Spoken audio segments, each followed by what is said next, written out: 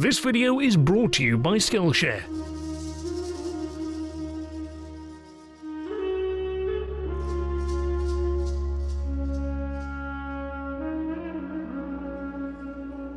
It's late in the year 217 BC. Destroyed towns and burned farmland stretch as far as the eye can see.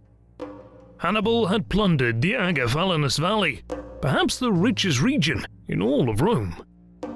But he is now surrounded and trapped by a more numerous Roman army, led by a general who seems to know all about his old tricks. With cold weather approaching, the Carthaginian general is running out of time.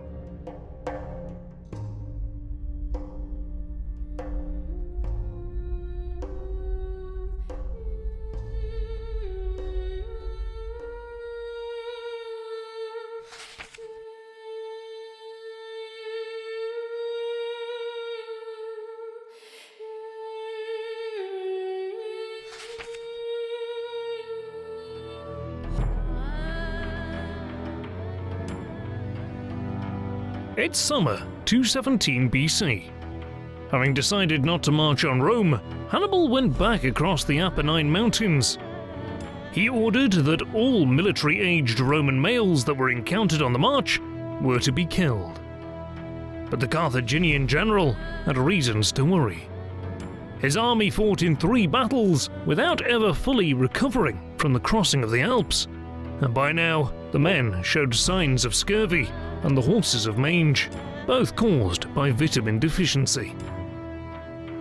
After 10 days, the Carthaginian army reached the Adriatic Sea. Hannibal allowed the men to recover through eating the plentiful produce gathered from this rich area. The horses were bathed in the sour wine which had been captured in great quantities to restore the condition of their coats.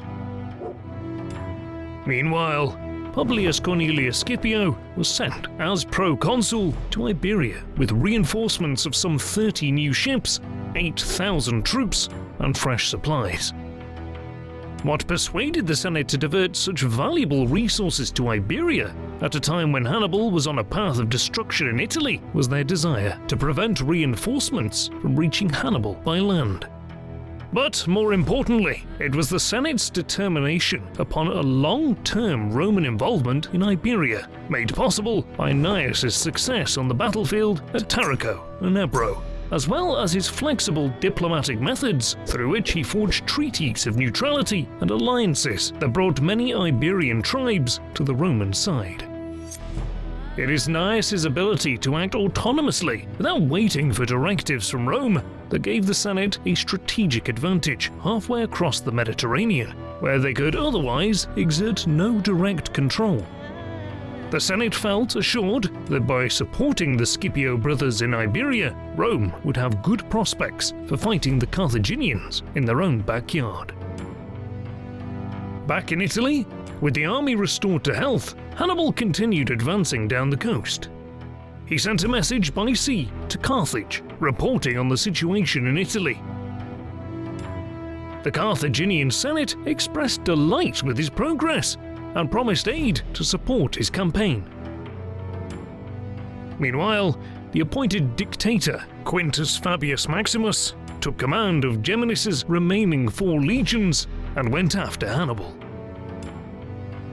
Replacement of the terrible losses at Lake Trasimene required an emergency levy of 2 additional legions, which brought the dictator's army to around 40,000, including allies.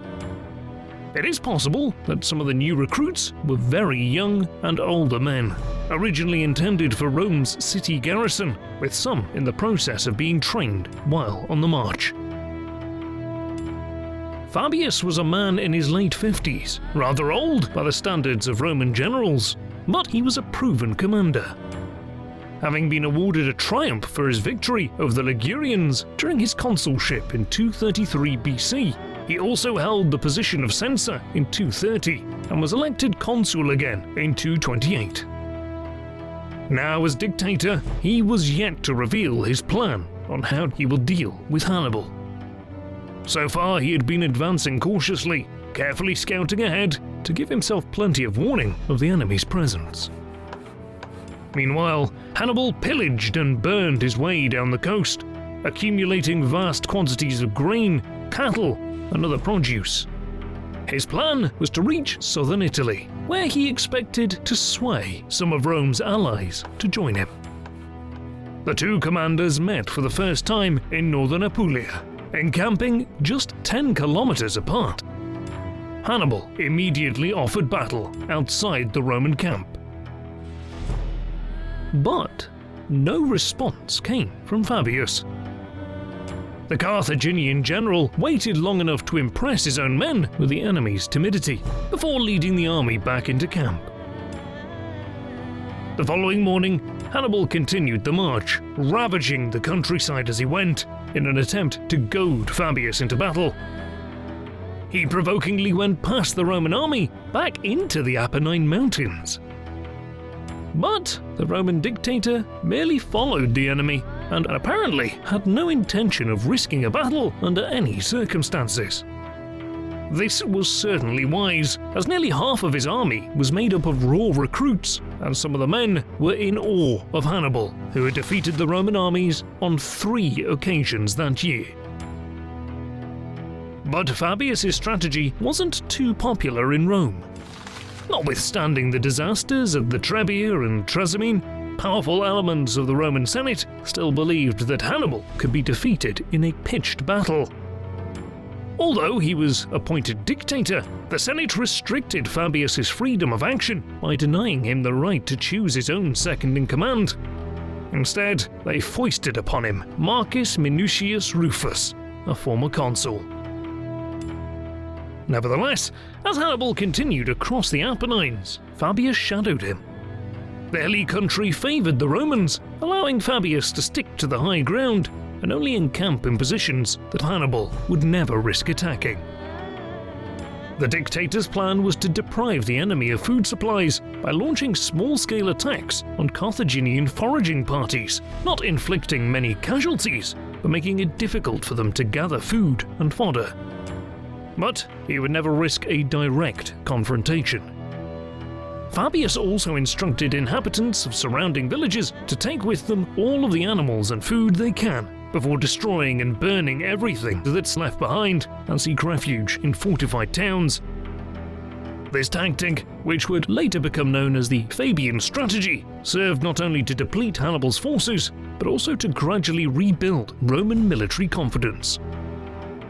Hannibal understood that he needed to force an open battle in order to exploit the tactical superiority of his own army and prevent the situation from developing into an exhausting war of attrition that he cannot sustain.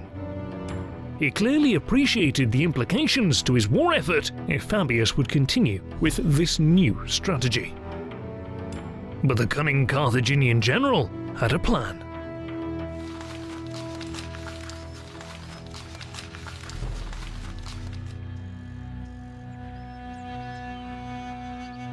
Fabius showed great skill to keep close to the enemy without giving him an opportunity to fight. But by the time Hannibal passed the walled city of Beneventum, the Roman army had fallen 2 days' march behind.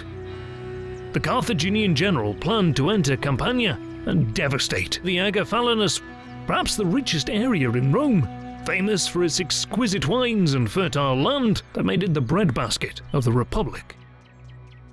He felt that threatening such a prominent area, inhabited by Roman citizens, would either provoke Fabius into giving battle or demonstrate, at last, Rome's weakness, which would, hopefully, make Capua, Rome's second largest city, along with other cities, switch sides. Upon entering the valley, Hannibal unleashed his troops, ordering them to strip the region of supplies, and then burn all that remained. Immense amounts of valuables were taken, as well as vast quantities of supplies and cattle. While Fabius' strategy was already unpopular, now his political power began crumbling as quickly as the burning rich estates and villas. But even when urged to seek battle by an angry Minucius, as well as other officers and displeased troops, the under-pressure Fabius would have none of it. Even though the Ager Falernus was burning, it was not enough to bring him down from the hills to challenge the Carthaginians. It seems that Hannibal was the only one who understood the implications of Fabius's plan. Hannibal failed to provoke an open battle, and despite the vast plunder that was taken, it was clear that he could not winter in the valley, as it couldn't sustain his army until spring. He needed to establish a base where his army could winter and enjoy the spoils of its raiding. Several points led out from the valley, but Fabius had already strengthened the garrisons on the river to the south and placed small contingents on the eastern and western ends of the valley. Trying to force his way through any of these fortified points would be dangerous for Hannibal, and his plan was to come back the way he came, where he already knew the lay of the land. But the Roman dictator stationed 4,000 legionaries on higher ground that would block the pass through which Hannibal intended to exit, and he encamped with the rest of the army on the hillside further west from where he could attack the Carthaginian rear once they tried to march out of the valley.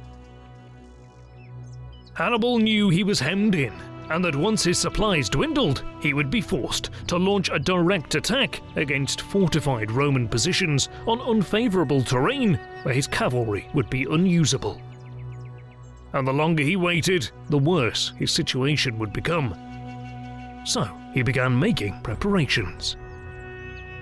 Finally, a few weeks into the stalemate, Hannibal ordered the troops to eat a hearty supper and go to bed early, to get as much rest as possible for the night ahead.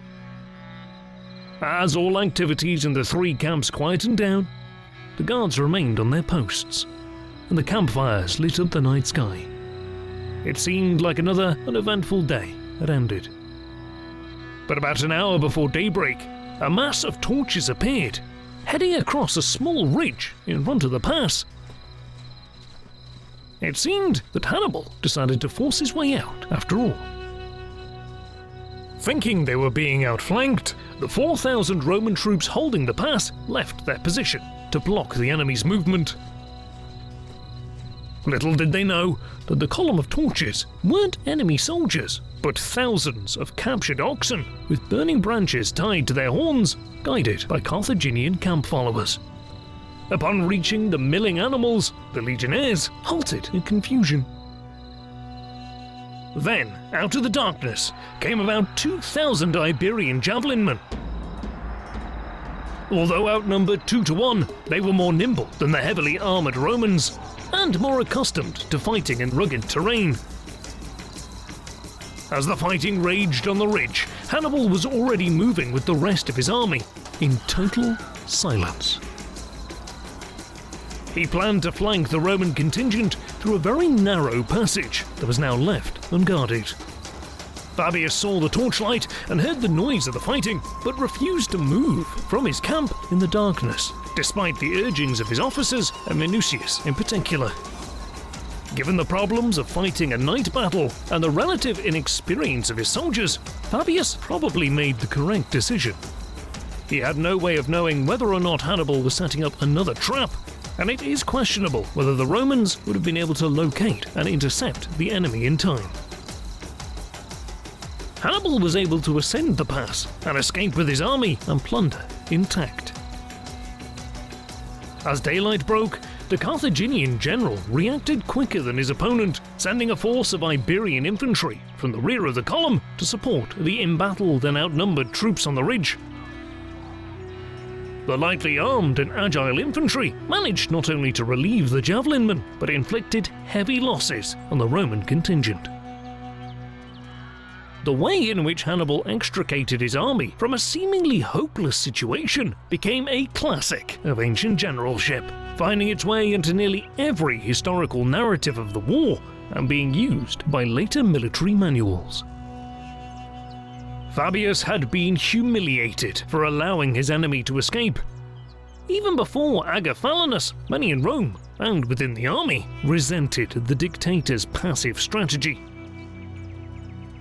But while Fabius's political reputation suffered, his troops actually gained valuable experience under his leadership. More importantly, he prevented Hannibal from potentially destroying another Roman army, which would have undoubtedly persuaded many of Rome's allies to defect. And now he was following Hannibal back across the Apennines. the two commanders would meet again. If you ever wondered how we create maps for our videos and you'd like to create some of your own, click on the link in the description to check out Daniel Hassenboz's class, Fantasy Maps in Photoshop, on Skillshare, for free. It's a great class for anyone that wants to get into map making. In fact, this video is brought to you by Skillshare, an online learning community of creators with tens of thousands of classes in design, animation, writing, and much more. A perfect place to learn how to design your own maps and even create your own animated history videos. Unlike some websites where you have to pay for individual classes, with Skillshare's premium membership, you get unlimited access to tens of thousands of quality classes and communities that share your interests. And Skillshare is giving away a 2-month trial of free unlimited access to our subscribers. Click on the link in the description to get free access to tens of thousands of classes and join more than 7 million creative minds on Skillshare for free. Credit goes to our awesome patrons for giving us the means to produce videos like this one. With YouTube ads revenue going down, the continued support from our patrons makes a world of difference. Consider joining them to help support our work. As always, thank you for watching.